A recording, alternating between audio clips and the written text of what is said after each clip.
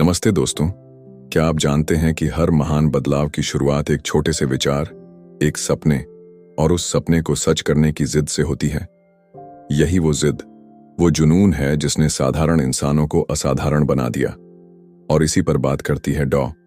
APJ Abdul Kalam की किताब ignited minds, जिसे हम जगमगाते मन कह सकते हैं। दोस्तों सोचिए, क्या होगा अगर हमारे अंदर की हर चिंगारी जल उठे, अगर हर युवा, हर बच्चा अपने भीतर छिपी अपार संभावनाओं को पहचान ले। यही वो ख्याल है जो इस किताब की नींव है। डॉक्टर कलाम ने इस किताब में वो शक्ति, वो ऊर्जा दिखाई है जो हर भारतीय के अंदर छिपी हुई है। इस किताब की शुरुआत एक अद्भुत दृश्य से होती है, एक सपना। कलाम के सपने में भारत के इतिहास के महानायक महात्मा गांधी, अब्दुल गफार खान और कई दूसरे महान लोग उनसे एक सवाल पूछते हैं। वो कहते हैं, कलाम, हमने आजादी के लिए संघर्ष किया, लेकिन भारत आज भी क्यों जूझ रहा है? क्या हमने कुछ अधूरा छोड़ दिया? सोचिए, ये सवाल कितना गहरा है। ये सवाल सिर्फ डॉक्टर कलाम से नहीं, हम सब से है, आपसे, मुझसे, हर भारतीय से। इस किताब का मकसद सिर्फ समस्याओं को दिखाना नहीं है, बल्कि उनका हल देना है। कलाम का मानना था कि हर इंसान के अंदर एक चमकती हुई आग होती है, जरूरत है उसे पहचानने और सही दिशा देने की। तो दोस्तों, क्या आप तैयार हैं? क्या आप भी अपने अंदर की उस आग को महसूस कर पा रहे हैं? क्योंकि जब तक हम अपने सपनों को पहचानेंगे नहीं, तब तक उन्हें पूरा करने की शुरुआत नहीं होगी। आइए इस सफर पर साथ चलें। ये सिर्फ एक किताब नहीं है, ये एक मिशन है, एक ऐसी यात्रा जो आपको प्रेरित करेगी, आपके सपनों को पंख देगी और आपके दिल को रोशनी से भर देगी। तो चलिए एक नई शुरुआत करते हैं। इग्नाइटेड माइंड्स के पहले कदम के साथ भारत में कई ऐसे महान लोग हुए हैं जिन्होंने अपने जीवन से हमें यह सिखाया कि ड्रीम्स को रियलिटी में कैसे बदला जा सकता है। ये लोग हमें यह भी बताते हैं कि देश की तरक्की तभी मुमकिन है जब हम सब मिलकर अपने हिस्से की जिम्मेदारी निभाएं। खासकर बच्चों के ड्रीम्स को पूरा करने में हमारी भूमिका बेहद जरूरी है। हमें उनके साथ खड़ा होना चाहिए ताकि हर बच्चा अपनी काबिलियत साबित कर सके। अब्दुल कलाम ने अपने जीवन में कई ऐसे महान वैज्ञानिकों और मैथमेटिशियंस का जिक्र किया है जिन्होंने अपने समय में दुनिया को नई दिशा दी। इनमें सबसे पहले नाम आता है आर्यभट्ट का। उनका जन्म 476 ईस्वी में हुआ था और उन्होंने कम उम्र में ही गणित और एस्ट्रोनॉमी में ऐसी डिस्कवरीज की जो आज भी दुनिया में याद की जाती हैं। सिर्फ 23 साल की उम्र में उन्होंने आर्यभट्टियम नाम की किताब लिखी, जिसमें उन्होंने कॉम्प्लेक्स मैथमेटिकल और एस्ट्रोनॉमिकल प्रिंसिपल्स को समझाया। उन्होंने पाई का मान 3.1416 तक निकाला और सर्कल और ट्रायंगल के एरिया का फॉर्मूला तैयार किया। उनकी महानता के सम्मान में भारत का पहला सैटेलाइट आर्यभट्ट उनके नाम पर लॉन्च किया गया। ब्रह्मगुप्त ने भी गणित और खगोल विज्ञान में बड़ा योगदान दिया। उनका जन्म 598 ईस्वी में राजस्थान में हुआ। 30 साल की उम्र में उन्होंने ब्रह्मस्फुट सिद्धांत नाम की किताब लिखी, जिसमें उन्होंने क्वाड्रेटिक इक्वेशंस और अन्य कठिन मैथमेटिकल प्रॉब्लम्स के आसान सॉल्यूशंस बताए। भास्कराचार्य, जिन्हें गणित और एस्ट्रोनॉमी का महान ज्ञाता माना जाता है, का जन्म 1114 ईस्वी में हुआ। उन्होंने कई नई खोजें की और सिद्धांत शिरोमणि नाम की किताब लिखी। उन्होंने जीरो को एक नई पहचान दी और इसे गणित का अहम हिस्सा बनाया। उनके नाम पर ISRO ने 2 सैटेलाइट्स भास्करा बोनर और भास्करा 2 लॉन्च किए, जो 1979 और 1981 में स्पेस में भेजे गए। महान साइंटिस्ट अल्बर्ट आइंस्टाइन ने भारतीय मैथमेटिशियंस की तारीफ करते हुए कहा था कि उनके बिना मॉडर्न साइंस की तरक्की नामुमकिन होती। श्रीनिवास रामानुजन जैसे गणितज्ञ ने भारत का नाम पूरी दुनिया में रोशन किया। उनका जन्म 1887 में हुआ और उन्होंने बिना फॉर्मल एजुकेशन के गणित के कई जटिल सवालों को हल किया। उनकी नोटबुक ने कैम्ब्रिज के प्रोफेसर G.H. हार्डी को बहुत प्रभावित किया। रामानुजन ने प्राइम नंबर्स, मॉड्यूलर फंक्शंस और कॉम्प्लेक्स इक्वेशंस पर अद्भुत काम किया। C.V. रमन, जिन्होंने रमन प्रभाव की खोज की, को 1930 में नोबेल प्राइज से सम्मानित किया गया। वे ऐसे पहले भारतीय साइंटिस्ट थे जिन्होंने दुनिया को यह दिखाया कि भारतीय विज्ञान में कितनी ताकत है। एस चंद्रशेखर ने स्टार्स और ब्लैक होल्स पर रिसर्च की और चंद्रशेखर लिमिट का प्रिंसिपल दिया। उनके इस योगदान के लिए उन्हें 1983 में नोबेल प्राइज दिया गया। इन सभी महान हस्तियों ने यह साबित किया कि अगर मेहनत और डेडिकेशन हो तो कुछ भी असंभव नहीं है। 1969 में सीवी रामन ने एक स्पीच में कहा था, आपके पास जो भी टैलेंट है उसे पूरी शिद्दत से इस्तेमाल करें। भारतीय दिमाग किसी से कम नहीं है, हमें बस खुद पर भरोसा करना सीखना होगा। आज हमें इनसे इंस्पिरेशन लेकर अपने बच्चों को एनकरेज करना चाहिए। उनके ड्रीम्स को पूरा करने में उनका साथ देना हमारी जिम्मेदारी है। हमें उनके हुनर को पहचानना और उसे निखारना होगा ताकि वे आने वाले कल में हमारे देश का नाम ऊंचा कर सकें। यही वो रास्ता है जिससे हम एक मजबूत और खुशहाल भारत बना सकते हैं। एपीजे अब्दुल कलाम अक्सर इस सवाल में उलझ जाते थे कि इंसान क्यों एक दूसरे से नफरत करता है। एक रात जब वह सो रहे थे, उन्होंने एक अजीब सपना देखा। वह एक बड़े रेगिस्तान में खड़े थे। चारों तरफ गहरा अंधेरा और शांति थी। तभी उन्होंने कुछ आवाजें सुनी। 5 महान लोग, Mahatma Gandhi, Albert Einstein, Abraham Lincoln, सम्राट अशोक और खलीफा उमर आपस में बातचीत कर रहे थे। कलाम जी ने देखा कि वह सम्राट अशोक के पास खड़े हैं। अशोक, जो एक समय के महान योद्धा थे, अभी अभी कलिंग के युद्ध से लौटे थे। यह युद्ध बहुत भयानक था और इसमें लाखों लोग मारे गए थे। अशोक बेहद दुखी थे। उन्होंने अपना मुकुट और हथियार उतारकर जमीन पर रख दिए। धरती पर फैले खून और दर्द को देखकर उनके दिल में गहरी चोट लगी। उन्होंने मन ही मन यह फैसला किया कि अब वह कभी युद्ध नहीं करेंगे और हमेशा शांति और अहिंसा के रास्ते पर चलेंगे। इस सपने ने कलाम जी को सोचने पर मजबूर कर दिया। वह खुद से सवाल करने लगे, इतना खून खराबा क्यों हुआ? गांधी जी और लिंकन की हत्या क्यों हुई? क्या भगवान ने इंसान को उसकी हालत पर छोड़ दिया है?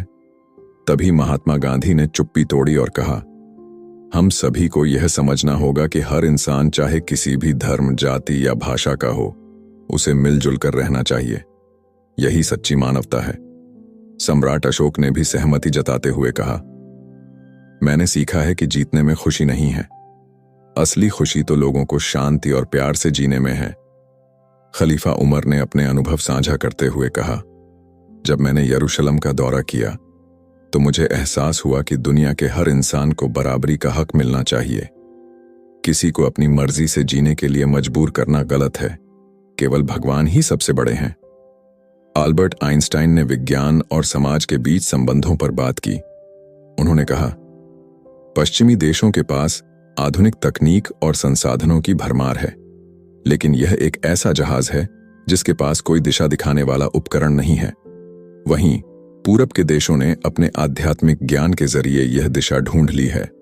अगर पश्चिम और पूरब मिल जाएं, तो हम दुनिया में चमत्कार कर सकते हैं।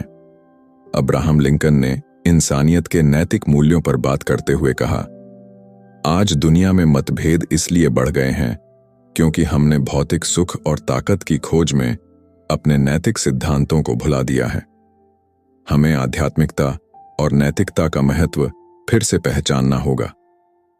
गांधी जी ने बातचीत को खत्म करते हुए कहा, हमें लोगों को यह सिखाना होगा कि हिंसा और नफरत से कुछ हासिल नहीं होता।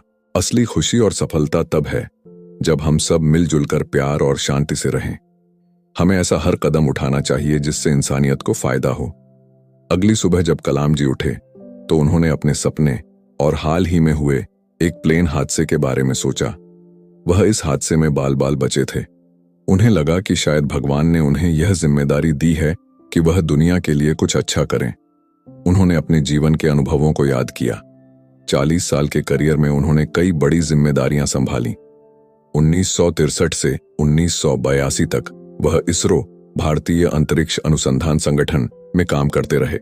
1980 में उनकी अगुवाई में भारत का पहला सैटेलाइट लॉन्च व्हीकल SLV सफलतापूर्वक लॉन्च हुआ। इसके जरिए रोहिणी सैटेलाइट को अंतरिक्ष की कक्षा में स्थापित किया गया। इसके बाद 1982 में उन्होंने DRDO, defence research and development organisation में काम किया। यहां उन्होंने मिसाइल तकनीक पर काम किया और 2 बड़ी मिसाइलों को सफलतापूर्वक डिजाइन करने में अहम भूमिका निभाई। उन्होंने यह भी सीखा कि हर असफलता हमें कुछ नया सिखाती है। कलाम जी का दिल हमेशा बच्चों के लिए धड़कता था। रिटायरमेंट के बाद भी वह स्कूलों और गांवों में जाकर बच्चों से मिलते और उन्हें प्रेरित करते। वह उन्हें बताते कि सपने देखना और उन्हें पूरा करने की कोशिश करना बहुत जरूरी है। उनका मानना था कि बच्चों के अंदर बहुत ताकत और क्षमता होती है। अगर हम उन्हें सही दिशा दिखाएं तो वे देश का भविष्य बदल सकते हैं। उन्होंने कहा था, सपने देखना छोड़ो मत। यही वो ताकत है जो हमें कुछ नया करने की प्रेरणा देती है। बच्चों के सपने ही हमारे देश को आगे ले जाएंगे। इस तरह कलाम जी ने अपनी पूरी जिंदगी इंसानियत, शांति और देश की भलाई के लिए समर्पित कर दी। उनके शब्द और काम हमेशा हमें यह सिखाते हैं कि असली ताकत प्यार, सहयोग और शांति में है। झारखंड एक ऐसा राज्य जो प्राकृतिक संसाधनों, हरियाली और मेहनती लोगों से समृद्ध है। जब 2001 में अब्दुल कलाम ने झारखंड की साइंस और टेक्नोलॉजी काउंसिल के संरक्षक का पद संभाला तो उन्होंने इस नए राज्य की असीम संभावनाओं को पहचानते हुए इसे विकास की ओर ले जाने का सपना देखा। उनका उद्देश्य था कि यहाँ के जंगलों, जड़ी बूटियों और अन्य प्राकृतिक संसाधनों का सही इस्तेमाल किया जाए, जिससे न केवल राज्य की आमदनी बढ़े बल्कि यहाँ के लोगों का जीवन स्तर भी सुधरे। रांची में उनके आगमन पर युवाओं ने बड़े ही उत्साह से उनका स्वागत किया। फूलों से सजी हुई गलियों में हर तरफ खुशी का माहौल था। कलाम ने रांची की हरियाली, उर्वर मिट्टी और प्राकृतिक सौंदर्य को देखकर कहा, यह भूमि कितनी धन्य है। भगवान ने इसे समृद्धि और सुंदरता से नवाजा है। उन्होंने महसूस किया कि यहाँ की प्राकृतिक संपदा का सही उपयोग करके इसे एक समृद्ध राज्य बनाया जा सकता है। कलाम ने वैज्ञानिकों और सरकारी अधिकारियों से चर्चा की। उन्होंने सुझाव दिया कि झारखंड में जड़ी बूटियों के फार्म विकसित किए जाएं। इनसे तैयार दवाइयों को कंपनियों को बेचकर राज्य के लोगों को रोजगार दिया जा सकता है। उन्होंने कहा, अगर हम इन जड़ी बूटियों को सही तरीके से उपयोग में लाएं तो झारखंड को भारत का अग्रणी राज्य बनाया जा सकता है। रांची में मीटिंग के बाद कलाम ने बोकारो जाने का निर्णय लिया। यह यात्रा हेलीकॉप्टर से होने वाली थी। उड़ान के दौरान उन्होंने झारखंड के हरे भरे जंगल, चमकती नदियां और ऊंचे ऊंचे पहाड़ों को देखा। उन्होंने मन ही मन सोचा, यह धरती कितनी समृद्ध है, इसे हमें बचाना और संवारना चाहिए। लेकिन तभी हेलीकॉप्टर में तकनीकी खराबी आ गई। वह तेजी से नीचे गिरने लगा। कलाम और उनके साथी इस मुश्किल घड़ी में शांत रहे। किस्मत से हेलीकॉप्टर जमीन के पास आकर रुक गया। वह बुरी तरह क्षतिग्रस्त हो गया, लेकिन किसी को चोट नहीं आई। इस हादसे के बाद भी कलाम ने अपने कार्यक्रम को जारी रखा। उन्होंने कहा, यह हादसा हमें सिखाता है कि किसी भी परिस्थिति में धैर्य बनाए रखना चाहिए। बोकारो में एक कार्यक्रम के दौरान एक व्यक्ति ने कलाम से पूछा कि वैल्यू एडिशन का मतलब क्या होता है। उन्होंने इसरो के एक प्रोजेक्ट का उदाहरण देते हुए समझाया। 1970 में इसरो को रॉकेट के सेंसर के लिए एक उपकरण बेरिलियम डायाफ्राम की आवश्यकता थी। यह अमेरिका से मंगाया जाना था, लेकिन अंतिम समय में कंपनी ने इसे देने से इनकार कर दिया। कलाम को पता चला कि भारत में बेरिलियम के कच्चे माल का बड़ा भंडार है। यह माल जापान भेजा जाता था, जहां इसे प्रोसेस करके अमेरिका को भेजा जाता था। फिर वही प्रोसेस्ड उत्पाद भारत को कई गुना महंगे दामों में बेचा जाता था। उन्होंने कहा, यह प्रक्रिया वैल्यू एडिशन कहलाती है। हमें अपने कच्चे माल को यहीं प्रोसेस करना होगा। इससे न केवल हमारे उत्पाद सस्ते होंगे, बल्कि हम आत्मनिर्भर भी बनेंगे। कलाम जब बोकारो के स्टील प्लांट पहुंचे तो उन्होंने देखा कि वहां हजारों मजदूर स्टील बनाने में जुटे थे। उन्होंने इस विशाल प्लांट की सराहना की, लेकिन यह देखकर निराश हुए कि इसके आसपास ऐसी कोई फैक्ट्री नहीं थी जो इस स्टील से उत्पाद बना सके। उन्होंने कहा, अगर झारखंड को सही दिशा में ले जाना है तो हमें उद्योगों का एक नेटवर्क बनाना होगा। राज्य और केंद्र सरकार को मिलकर काम करना चाहिए। कलाम ने झारखंड के बच्चों और युवाओं से कहा, यह राज्य अद्भुत संसाधनों से भरा है। यहाँ की उपजाऊ मिट्टी, घने जंगल और मेहनतकश लोग इसे विकसित राज्य बनाने की क्षमता रखते हैं। हमें शिक्षा, स्वास्थ्य और रोजगार पर काम करना होगा। झारखंड में वह ताकत है जो इसे भारत का सबसे चमकता हुआ राज्य बना सकती है। कलाम का झारखंड द्वारा न केवल एक यात्रा थी, बल्कि एक प्रेरणा भी थी। उन्होंने राज्य की असीम संभावनाओं को पहचाना और यहाँ के लोगों को उनका महत्व समझाया। उनका मानना था कि सही योजना और सामूहिक प्रयास से झारखंड भारत का एक अग्रणी राज्य बन सकता है। उनके शब्द आज भी हमें याद दिलाते हैं कि जब हम अपनी क्षमताओं को पहचानते हैं और उनका उपयोग करते हैं तो कोई भी सपना असंभव नहीं होता। अब्दुल कलाम का मानना था कि बच्चों और युवाओं के सपने ही देश का असली आधार हैं। अगर युवा अपनी काबिलियत पर भरोसा करेंगे और बेहतर भविष्य का सपना देखेंगे तो देश भी तरक्की करेगा। वे हमेशा इस बात पर जोर देते थे कि हर बच्चा यह समझे कि वह एक अच्छे जीवन का हकदार है।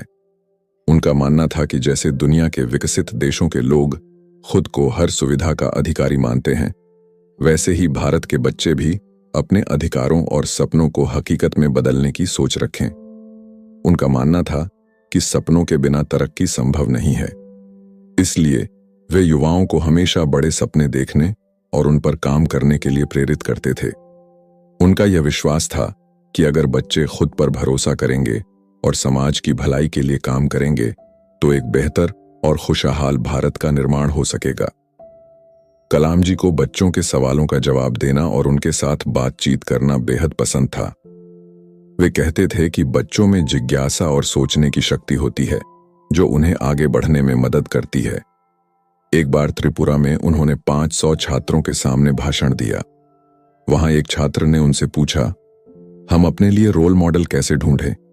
इस सवाल का जवाब देते हुए उन्होंने कहा कि बच्चों के लिए उनके माता पिता और शिक्षक सबसे अच्छे रोल मॉडल हो सकते हैं। कलाम जी ने अपने बचपन का उदाहरण दिया। उन्होंने बताया कि उनके माता पिता ने हमेशा ईमानदारी, मेहनत और दूसरों की मदद करने की सीख दी। उनके शिक्षक शिव सुब्रमण्यम अय्यर ने उनके पिता को समझाया कि शिक्षा से ही उनके जीवन में बदलाव आ सकता है। इसी प्रेरणा के कारण वे स्कूल जा पाए और आज इस मुकाम पर पहुंचे। कलाम जी हमेशा मानते थे कि शिक्षा का असली मकसद केवल पढ़ाई तक सीमित नहीं है। यह एक ऐसा जरिया है जो युवाओं के अंदर आत्मसम्मान, रचनात्मकता और समाज के प्रति जिम्मेदारी की भावना पैदा करता है। उनका कहना था कि शिक्षकों को बच्चों की सोच का दायरा बढ़ाना चाहिए और उनके अंदर नई सोच और कल्पनाएं जगानी चाहिए। एक बार तमिलनाडु के एक स्कूल में एक छात्र ने उनसे पूछा, सपने देखना क्यों जरूरी है? इस पर उन्होंने कहा, सपने देखना ही सफलता की पहली सीढ़ी है। जो लोग सपने देखते हैं वे ही कुछ नया करने की सोचते हैं। अगर सपने नहीं होंगे तो न कोई नया विचार आएगा और न ही कोई बड़ी उपलब्धि हासिल हो सकेगी। उनका मानना था कि बच्चों को हमेशा बड़े सपने देखने चाहिए। उनके मुताबिक हर बच्चा अपने सपनों को पूरा करने के लिए मेहनत करे और असफल होने के डर से कभी पीछे न हटे। कलाम जी का कहना था कि बच्चों में सवाल पूछने की आदत होनी चाहिए। उन्होंने एक बार कहा था, सवाल पूछना ही विज्ञान की शुरुआत है। तेजपुर विश्वविद्यालय में एक छात्र ने उनसे पूछा, क्या बाढ़ का पानी उन जगहों पर भेजा जा सकता है जहां सूखा पड़ता है? इस सवाल का जवाब देते हुए उन्होंने समझाया कि यह संभव है, लेकिन राज्यों के बीच तालमेल की कमी के कारण ऐसा हो नहीं पाता। उन्होंने कहा कि यह नई पीढ़ी की जिम्मेदारी है कि वे इस समस्या का समाधान निकालें। पानी की बर्बादी को रोककर इसे सही जगह पर इस्तेमाल करना बेहद जरूरी है। एक बार जब उन्होंने बच्चों से पूछा, हमारे देश की सबसे बड़ी समस्या क्या है? तो एक छात्र ने कहा, गरीबी। इस जवाब पर कलाम जी सहमत हुए और बोले कि गरीबी ही भारत की ज्यादातर समस्याओं की जड़ है। अगर हमें एक मजबूत और विकसित देश बनाना है तो सबसे पहले गरीबी को खत्म करना होगा। बोकारो में एक छात्र ने उनसे पूछा, क्या हमारी मिसाइलें अमेरिका जैसे देशों पर दागी जा सकती हैं? कलाम जी ने समझाया कि भारत कभी किसी देश को दुश्मन नहीं मानता। हमारी ताकत का उद्देश्य केवल यह दिखाना है कि हम आत्मनिर्भर हैं और अपनी सुरक्षा के लिए सक्षम हैं। कलाम जी का हमेशा यह मानना था कि युवा ही देश के भविष्य की नींव हैं। उन्होंने युवाओं से अपील की कि वे अपनी सोच को बड़ा करें, अपने सपनों को पूरा करने की कोशिश करें और समाज के भले के लिए काम करें। उनका कहना था कि बच्चों को यह सिखाया जाए कि उनकी काबिलियत और मेहनत ही देश को नई ऊंचाइयों पर ले जा सकती है। एपीजे अब्दुल कलाम का जीवन एक प्रेरणा है। उन्होंने बच्चों को सिखाया कि सफलता का सफर सपनों से शुरू होता है।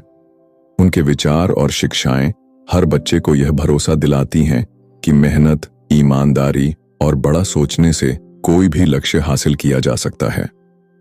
अब्दुल कलाम का सपना था कि भारत आने वाले वर्षों में गरीबी को पूरी तरह से मिटा दे और हर नागरिक शिक्षित हो। उनका मानना था कि ऐसा भारत बने जहां नेता ईमानदार हों, वैज्ञानिक आम लोगों के जीवन को बेहतर बनाने पर काम करें और देश विकास के रास्ते पर तेजी से आगे बढ़े। पर क्या यह सपना सच हो सकता है? कलाम जी का जवाब था, हाँ, बिल्कुल हो सकता है, अगर हम मिलकर मेहनत करें और अपने देश को प्राथमिकता दें। कलाम जी ने हमेशा इस बात पर जोर दिया कि मिशन सबसे बड़ा होता है। जब हम सब एक लक्ष्य के लिए साथ काम करते हैं तो किसी भी चुनौती को पार कर सकते हैं। उन्होंने आजादी की लड़ाई का उदाहरण दिया, जहां हर भारतीय ने अपने हिस्से का योगदान दिया था। यह हमारी एकजुटता का ही परिणाम था कि हम अंग्रेजों से आजादी हासिल कर पाए। इतिहास में कई महान लोगों ने यह दिखाया कि सामूहिक प्रयासों से क्या कुछ संभव हो सकता है। जमशेदजी टाटा ने भारत में स्टील उद्योग की नींव रखी, जबकि जे.एन. टाटा ने बेंगलोर में इंडियन इंस्टीट्यूट ऑफ साइंस की स्थापना की। ऐसे उदाहरण हमें सिखाते हैं कि जब हम अपने संसाधनों का सही इस्तेमाल करते हैं और पूरी ईमानदारी से मेहनत करते हैं तो असंभव कुछ भी नहीं है। भारत एक ऐसा देश है जहां अपार प्राकृतिक संसाधन मौजूद हैं। कलाम जी ने त्रिपुरा और असम जैसे राज्यों का दौरा किया और देखा कि इन क्षेत्रों में कितनी संभावनाएं हैं। त्रिपुरा में प्राकृतिक गैस और वन उत्पादों का भंडार है, लेकिन ट्रांसपोर्ट और व्यापार की सुविधाएं न होने के कारण यह क्षेत्र पिछड़ा हुआ है। असम में शिक्षा और संसाधन तो हैं, लेकिन राजनीतिक अस्थिरता और हिंसा ने वहां की प्रगति को रोक दिया है। कलाम जी का मानना था कि अगर हम इन बाधाओं को पार कर लें तो यह क्षेत्र भारत के विकास में बड़ी भूमिका निभा सकते हैं। लेकिन इसके लिए जरूरी है कि हम अपनी जिम्मेदारी समझें और एकजुट होकर काम करें। देश की प्रगति के लिए नेताओं और प्रशासकों को अपनी जिम्मेदारी निभानी होगी। नेताओं को ऐसी नीतियां बनानी चाहिए जो देश के हर वर्ग को फायदा पहुंचाए। जिला प्रशासकों को केंद्र और राज्य सरकारों के बीच बेहतर तालमेल बनाकर काम करना चाहिए ताकि आम लोगों की समस्याओं का हल निकले। संसद को भी अपने काम के प्रति समर्पित होना चाहिए। देश के अहम मुद्दों पर गंभीरता से चर्चा और निर्णय लिए जाने चाहिए। कलाम जी कहते थे कि देश की खुशहाली और सुरक्षा से बढ़कर कोई विचारधारा नहीं हो सकती। कलाम जी ने उद्योग और प्रौद्योगिकी के महत्व पर जोर दिया।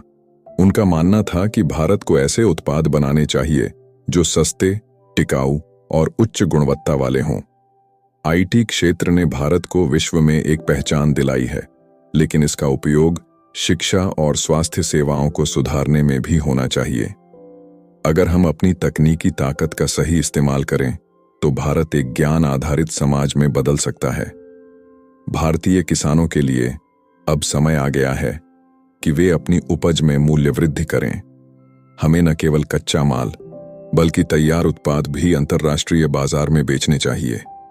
इससे न केवल किसानों की आय बढ़ेगी बल्कि भारत की अर्थव्यवस्था भी मजबूत होगी। कलाम जी हमेशा आत्मनिर्भरता पर जोर देते थे। उनका मानना था कि हमें बाहरी देशों पर निर्भर रहने के बजाय अपनी क्षमताओं पर भरोसा करना चाहिए। उदाहरण के लिए, हमें अपने लिए मिसाइल, विमान और अन्य रक्षा उपकरण बनाने चाहिए। कलाम कहते थे कि अगर हम देश को बदलना चाहते हैं तो सबसे पहले हमें अपनी सोच को बदलना होगा। हमें यह मानना होगा कि हम एक विकसित देश के नागरिक हैं और हमारे पास किसी भी समस्या का समाधान करने की क्षमता है। उन्होंने यह भी कहा कि बच्चों और युवाओं को बड़े सपने देखने चाहिए, क्योंकि सपने ही हमें बेहतर काम करने के लिए प्रेरित करते हैं। उनकी प्रार्थना थी कि जब वे इस दुनिया को छोड़ें तो भारत एक ऐसा देश हो जो अपनी महानता का जश्न मना रहा हो। जहां मेहनत और लगन हो, वहां तरक्की की राहें खुद ब खुद खुल जाती हैं। भारत जैसे देश में जहां अपार प्राकृतिक और मानव संसाधन मौजूद हैं, वहां केवल सही दिशा में कदम बढ़ाने की जरूरत है। हमारे देश के पूर्व राष्ट्रपति और महान वैज्ञानिक एपीजे अब्दुल कलाम भी इसी सोच के समर्थक थे। उनका मानना था कि अगर हम शिक्षा का स्तर ऊंचा करें, प्रशासन को मजबूत बनाएं और राजनीति को सुलझा हुआ रखें तो हमारे देश को तरक्की की राह पर कोई रोक नहीं सकता। कलाम ने कहा था कि विकास की बुनियाद सुरक्षा है। एक ऐसा देश जो अपने नागरिकों को भोजन, सामाजिक और राष्ट्रीय सुरक्षा नहीं दे सकता, वह सही मायनों में विकसित नहीं हो सकता। उन्होंने 5 अहम क्षेत्रों की पहचान की जो अगर बेहतर ढंग से काम करें तो भारत को विश्व के शिखर पर पहुंचा सकते हैं। सबसे पहली जरूरत है कृषि को मजबूत करना। हमारा देश कृषि आधारित अर्थव्यवस्था वाला देश है। अगर हम अपने किसानों को आधुनिक तकनीक, बेहतर बीज और खाद उपलब्ध कराए और कृषि उत्पादन को 370 मिलियन टन सालाना तक पहुंचाए तो ग्रामीण इलाकों की तस्वीर बदल जाएगी। प्रोसेसिंग यूनिट्स और स्टोरेज सुविधाएं देकर हम फसल की बर्बादी रोक सकते हैं, जिससे किसान आर्थिक रूप से मजबूत होंगे और देश की अर्थव्यवस्था को भी बल मिलेगा। इसके बाद जरूरत है ऊर्जा के क्षेत्र में सुधार की। जहां उजाला होगा वहां विकास होगा। भारत जैसे विशाल देश में सभी को सस्ती और भरोसेमंद बिजली उपलब्ध कराना बेहद जरूरी है। सौर ऊर्जा, पवन ऊर्जा और जल विद्युत जैसे विकल्पों को बढ़ावा देकर हम अपने ऊर्जा क्षेत्र को आत्मनिर्भर बना सकते हैं। बिजली से जुड़े हर कोने तक पहुंचकर हम औद्योगिक और सामाजिक विकास की गति तेज कर सकते हैं। अब आती है बात स्वास्थ्य और शिक्षा की। कलाम का मानना था कि एक शिक्षित समाज ही अच्छे स्वास्थ्य का अधिकार समझ सकता है। बेहतर स्वास्थ्य सेवाएं और अच्छी शिक्षा न केवल जनसंख्या पर नियंत्रण लाएंगी, बल्कि लोगों के जीवन स्तर को भी सुधारेंगी। केरल और तमिलनाडु जैसे राज्यों ने यह साबित किया है। इसी तर्ज पर अगर उत्तर प्रदेश और बिहार जैसे राज्यों में भी शिक्षा और स्वास्थ्य पर ध्यान दिया जाए तो वहां के लोगों का जीवन बदल सकता है। डिजिटल युग में सूचना प्रौद्योगिकी आईटी ने दुनिया के हर कोने को जोड़ दिया है। आईटी के इस्तेमाल से न केवल शिक्षा को बढ़ावा दिया जा सकता है, बल्कि यह नए रोजगार के अवसर भी खोल सकती है। ग्रामीण इलाकों में इसका प्रसार गरीबी को कम करने और जागरूकता फैलाने का काम कर सकता है। आईटी सेक्टर का विकास देश की अर्थव्यवस्था को मजबूती देने वाला प्रमुख आधार साबित हो सकता है। आखिरी लेकिन सबसे अहम क्षेत्र है रणनीतिक तकनीक। अंतरिक्ष, रक्षा और परमाणु ऊर्जा में भारत ने जो तरक्की की है वह हमें अंतर्राष्ट्रीय स्तर पर ताकतवर बनाती है। इन क्षेत्रों में आगे बढ़कर हमें और ज्यादा आत्मनिर्भर और सक्षम बनना होगा ताकि कोई भी चुनौती हमें पीछे न धकेल सके। कलाम ने अपने विचारों को केवल बातों तक सीमित नहीं रखा। उन्होंने कृषि, उच्च शिक्षा और ग्रामीण संपर्क के क्षेत्र में कई प्रोजेक्ट्स चलाए। बिहार और पूर्वी भारत के क्षेत्रों में उन्होंने उन्नत कृषि पर काम किया। Professor S.K. सिन्हा के साथ उनके प्रयासों ने नतीजा यह दिखाया कि गेहूं की उपज 2.5 टन प्रति हेक्टेयर से बढ़कर 5 टन तक हो गई। किसानों ने नई तकनीकों और बैंकिंग सुविधाओं का इस्तेमाल करना शुरू कर दिया। इससे उनकी जीवन शैली में सुधार आया। ग्रामीण विकास के लिए उन्होंने रूरल कनेक्टिविटी पर जोर दिया। उनका मानना था कि गांवों में अगर रोजगार और सुविधाएं दी जाए तो शहरी पलायन को रोका जा सकता है। आईटी के इस्तेमाल से स्वास्थ्य सेवाओं को भी आसान बनाया जा सकता है। एक बार उन्होंने हैदराबाद के केयर अस्पताल में देखा कि सैटेलाइट के जरिए गांवों के मरीजों का इलाज किया जा रहा था। डॉक्टर, वैज्ञानिक और इंजीनियर मिलकर टेलीमेडिसिन तकनीक के जरिए दूर दराज के मरीजों से जुड़ रहे थे। मरीजों के ईसीजी रिपोर्ट तुरंत डॉक्टर तक पहुंच रही थी और इलाज संभव हो पा रहा था।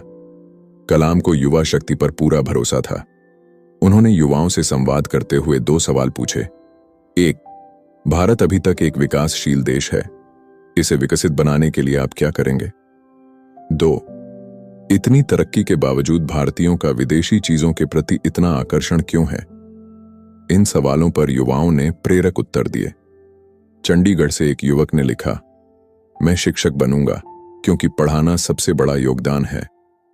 पौंडीचेरी से एक लड़की ने लिखा, भारत को एक माला में गूंथे हुए फूलों की तरह एकजुट होना होगा। गोवा से एक युवक ने कहा, मैं एक इलेक्ट्रॉन की तरह लगातार देश के विकास के लिए काम करता रहूंगा। कलाम को यकीन था कि हमारे देश के 700 मिलियन युवा अगर सही मार्गदर्शन और अवसर पाएं तो भारत को एक महान राष्ट्र बना सकते हैं। हमें युवाओं को केवल प्रेरित ही नहीं करना होगा, बल्कि उनके लिए अवसर भी पैदा करने होंगे। एक नई शुरुआत के लिए सही दिशा चाहिए। आज के नए बने राज्यों में यह संभावनाएं छिपी हैं। प्राकृतिक संसाधनों से भरे इन राज्यों में अगर सही योजनाओं पर काम किया जाए तो वे गरीबी से छुटकारा पा सकते हैं। एपीजे अब्दुल कलाम की किताब इग्नाइटेड माइंड्स हमें सिखाती है कि अगर हमें कुछ बड़ा करना है तो सबसे पहले अपने अंदर की सोच को प्रज्वलित करना होगा। पहला, सोच को बड़ा बनाना। अगर हम छोटी सोच लेकर चलेंगे तो कभी आगे नहीं बढ़ पाएंगे। हर किसी को बड़े सपने देखना चाहिए और उसे पूरा करने की मेहनत करनी चाहिए। कलाम साहब का कहना है कि देश की तरक्की हमारे सोचने के तरीके पर निर्भर करती है। दूसरा, युवाओं की ताकत पर भरोसा। हमारे देश में बहुत सारे युवा हैं और यही देश की असली ताकत है। अगर उन्हें सही दिशा और प्रेरणा मिले तो कोई भी सपना पूरा हो सकता है। तीसरा, आत्मनिर्भर बनना। कलाम जी बार बार कहते हैं कि हमें अपनी समस्याओं का हल खुद निकालना चाहिए। हमें दूसरों पर निर्भर रहकर नहीं, बल्कि खुद के प्रयास से आगे बढ़ना है। चौथा, शिक्षा और ज्ञान की अहमियत। इस किताब में बताया गया है कि शिक्षा सिर्फ किताबों तक सीमित नहीं है, यह इंसान का चरित्र और सोच बदलने की ताकत रखती है। अगर हर बच्चे को सही शिक्षा मिलेगी तो अंधकार अपने आप खत्म हो जाएगा। पांचवा, हार मत मानो। अगर रास्ता मुश्किल लगे या असफलता हाथ लगे तो भी हमें रुकना नहीं है। असली जीत वही होती है जब इंसान बार बार गिरकर भी खड़ा हो जाता है। कलाम कहते हैं कि भारत तभी प्रगति करेगा जब हर नागरिक अपने सपनों को बड़ा करेगा और मेहनत करेगा। तो अब सवाल यह है, क्या आप तैयार हैं अपने अंदर की चिंगारी को जलाने के लिए? दोस्तों, यह समरी यहीं पर खत्म होती है। अगर आपको यह समरी अच्छी लगी है तो हमारे चैनल को सब्सक्राइब करें। आप सभी का बहुत बहुत धन्यवाद।